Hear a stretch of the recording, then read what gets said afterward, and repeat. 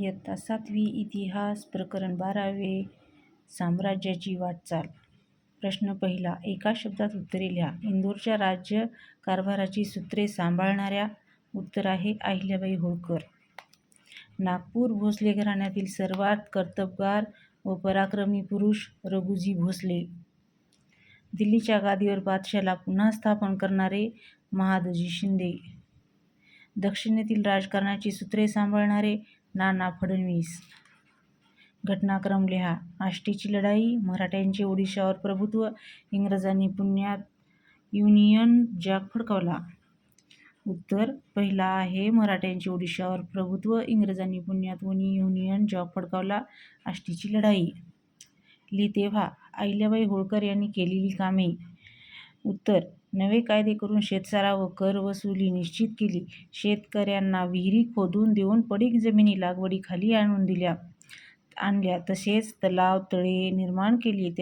व्यापार उद्योगाला प्रोत्साहन दिले. भारतातील महत्त्वाची धर्मस्थळावर मंदिरे, घाट, मठ, धर्मशाळा, पाणपोया यांची उभारणी करून देशात सांस्कृतिक ऐक्य स्थापण्याचा प्रयत्न केला. राज्यात शांतता व सुव्यवस्था निर्माण करून प्रजेला सुखी केले. दुसरा. महादजी शिंदेचा पराक्रम. मुत्सद्दी आणि पराक्रमी महादजी शिंदे यांनी पानिपतच्या पराभवानंतर उत्तर भारतात मराठ्यांचे वर्चस्व व प्रतिष्ठा पुन्हा निर्माण केली. फ्रेंच लष्करी तज्ज्ञांच्या मार्गदर्शनाखाली कवायती फौज निर्माण करून रोहिले,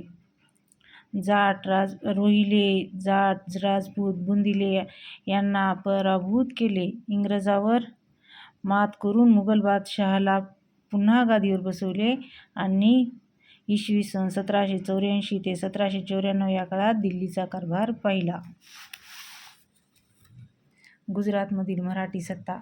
सेनापती खंडेराव दाभाडे व त्यांचा मुलगा त्र्यंबकराव दाभाडे यांनी गुजरातमध्ये मराठी सत्तेचा पाया घातला.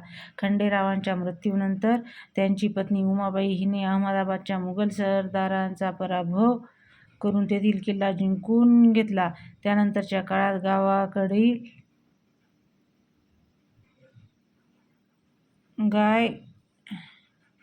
गायकवाडीकडील वडोदरा जिंकून तेथेच आपले सत्तेचे मुख्य ठाणे बनवले.